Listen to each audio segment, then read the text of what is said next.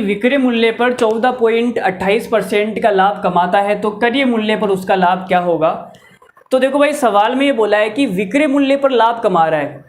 जो बेसिकली बात होती है वो क्या होती है, लाभ और हानि जो होते हैं वो क्रय मूल्य पे होते हैं। अगर आपने 100 रुपये में अपना कोई ख़रीदा है, कोई चीज़ खरीदी है, तो आपको जो लाभ होगा वो 100 रुपये पे होगा।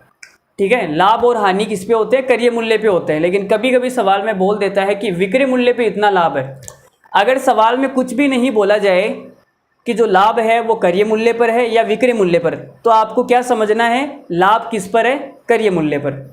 जैसे यहाँ पे आप ये चीज़ लिख लो, पॉइंट लगा के या नोट लगा के लिख लो कि जैसे मैंने एग्जाम्पल के लिए आपको बोला कि 20% का लाभ है, 20% का लाभ है।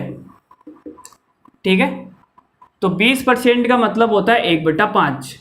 तो आप ये बोलोगे सर सीपी और एसपी, तो 5 रुपये पे मुझे कितने का प्रॉफिट है, 1 का, तो 6 रुपये मेरी क्या आ जाएगी, एसपी आ जाएगी।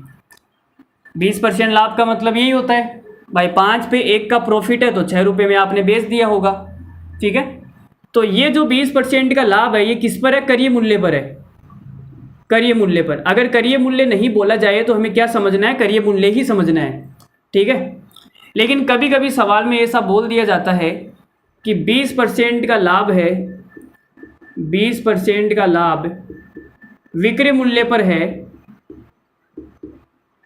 ऐसा सवाल में बोला जाएगा विक्रय मूल्य के बारे में, तभी ही ऐसा करना है। ठीक है, नहीं तो नहीं करना।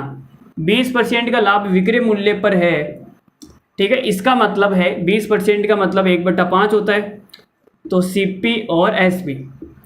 तो मुझे 5 रुपये पे 1 का लाभ हो रहा है, वो भी विक्रय मूल्य पे। तो विक्रय मूल्य कितना है, 5 विक्रय मूल्य है, इस पे मुझे 1 का लाभ होगा, तो मैं कितने में खरीद के लाऊंगा, 4 रुपये में।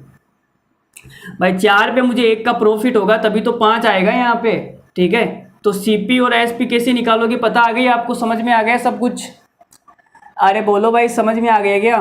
ठीक है, तो अब ये सवाल करते हैं। देखो 14.28% का मतलब क्या है, 14.28% का मतलब होता है 14 सही 2/7%, और इसका मतलब होता है 1/7, और वो क्या है, विक्रय मूल्य पर है।